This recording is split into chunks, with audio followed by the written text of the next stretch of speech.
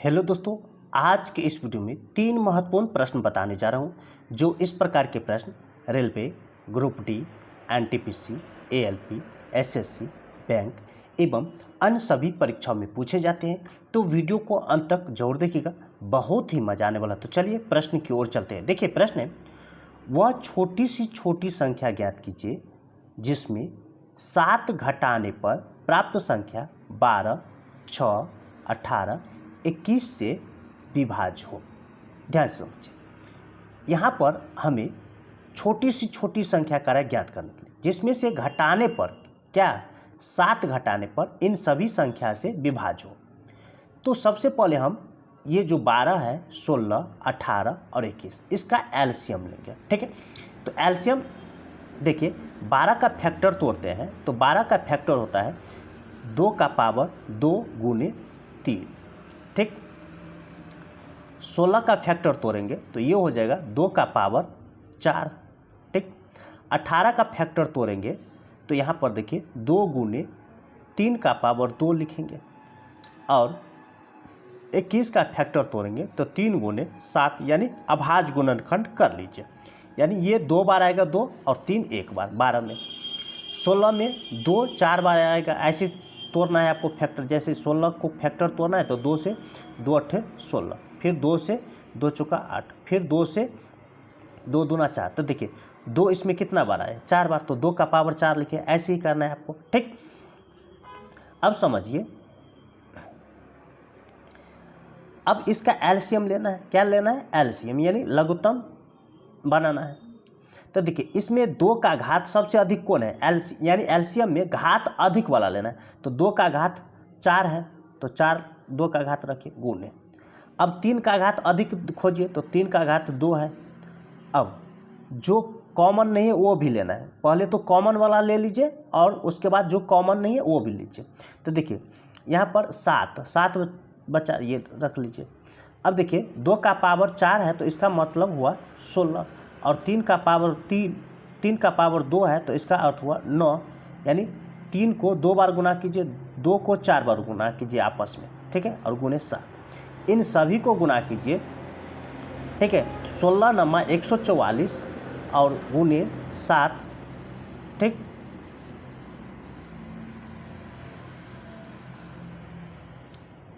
यहाँ पर देखिए इन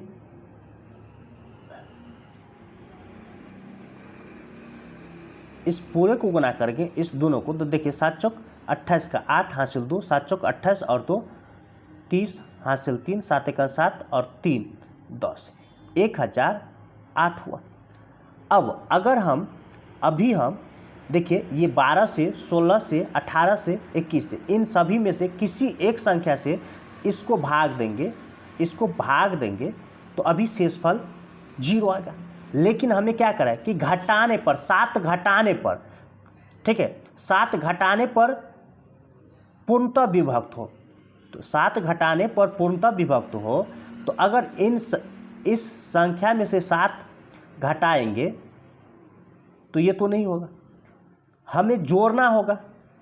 ठीक है, 7 इसमें जोड़ना होगा, तब घटाएंगे 7 तब जाकर के भाग देंगे तो शेषफल क्या होगा? 0 होगा। तो अभिष्ट संख्या बराबर क्या लिखेंगे? अभिष्ट संख्या बराबर इसमें जो दिया गया घटाने पर उसे जोड़ दीजिए। तो 1008 प्लस 7 बराबर 1015 आपका आंसर होगा। अभिष्ट संख्या बराबर ये आपका सी आंसर होगा। चलिए अगले प्रश्न की ओर चलते हैं।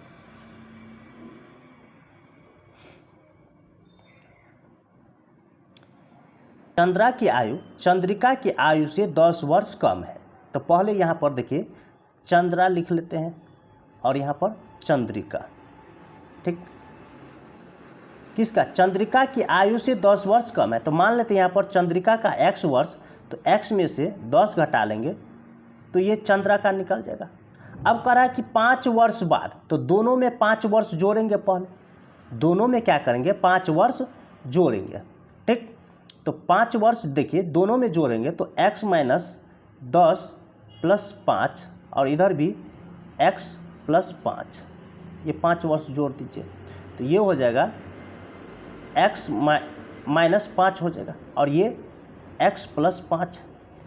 अब करें 5 वर्ष बाद चंद्रिका की आयु, चंद्रा की आयु की दुगुनी, ये जो है इसका दुगुनी हो जाएगा तो ये बराबर हो जाएगा, यानी चंद्रिका की आयु चंद्रा की आयु की दुगुनी, ये चंद्रा का आयु निकल गया तो इसका दुगुना कर देंगे तो चंद्रिका की आयु। अब इसे हल कीजिए, ठीक।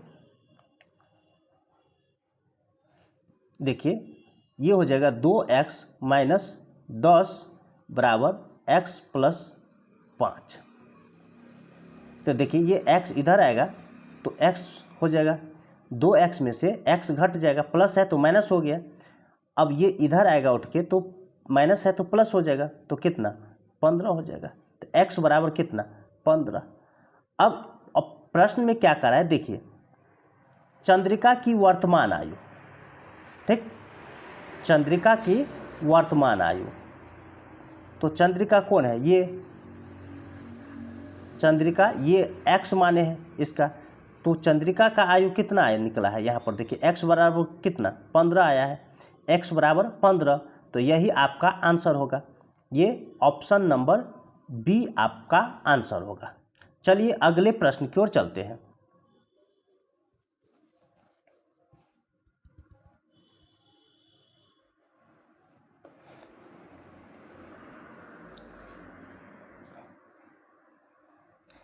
देखिए वर्तमान में एक पिता की आयु उसके 3 बच्चों की आयु के योगफल की दुगुनी है, ठीक।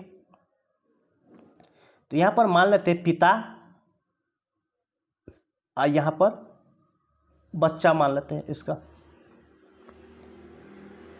ठीक। इनके बच्चे का जो आयु का योग है वह मान लेते हैं x। अब कराए पिता की आयु बच्चे के आयु के, 3 बच्चे के आयु के योगफल के दुगुनी है तो इसका दोगुना कर देते हैं तो 2x। अब देखिए 15 वर्ष बाद करा है तो 15 वर्ष पहले तो दोनों में जोड़ दीजिए तो 2x प्लस 15। अब देखिए इधर 3 बच्चा है, कितने बच्चा है 3 बच्चा है तो 15 तीनों में जुटेगा तो कितना 45 वर्ष जोड़ना होगा, ठीक। तो ये 15 वर्ष बाद का आयु हो गया, ये 15 वर्ष बाद का पिता का आयु और ये 15 वर्ष बाद का बच्चे के आयु हो गया। अब करा है पिता की आयु उसके बच्चे के आयु के योगफल के बराबर है, ठीक। कितने बराबर है, उनके योगफल के बराबर, तो दोनों को बराबर कर दीजिए, ठीक। ये x इधर आएगा तो माइनस हो जाएगा x, 2x में से x घटेगा तो माइनस, और ये इधर आएगा उठ के तो देखिए 45 में से 15 घट जाएगा तो कितना 30, यानी x का मान कितना आया 30। अब कह रहा है कि आज से 15 वर्ष बाद पिता की आयु, तो ये तो वर्तमान में माने थे, यहाँ पर देखिए वर्तमान में एक पिता की आयु उसके 3 बच्चे के आयु के योगफल के दुगुनी, तो ये पिता का वर्तमान आयु है तो वर्तमान आयु कितना, देखिए वर्तमान आयु 2x है तो ये 2 गुने 30 तो कितना 60 वर्ष वर्तमान आयु हो गया पिता का। अब कह रहा है यहाँ पर प्रश्न में, देखिए प्रश्न में कि 15 वर्ष बाद, तो 15 वर्ष इसमें जोड़ दीजिए, क्या करना है 60 में 15 वर्ष जोड़ दीजिए तो कितना हो जाएगा 75 वर्ष, यानी पिता का 15 वर्ष बाद का आयु कितना हो जाएगा 75 वर्ष। ये आपका देखिए ये आपका बी आंसर होगा। इसी तरह का ट्रिक पाने के लिए हमारे चैनल को सब्सक्राइब कीजिए, लाइक कीजिए और अपने दोस्तों के साथ शेयर जरूर कीजिए। फिर मिलते हैं अगली वीडियो में, तब तक के लिए धन्यवाद।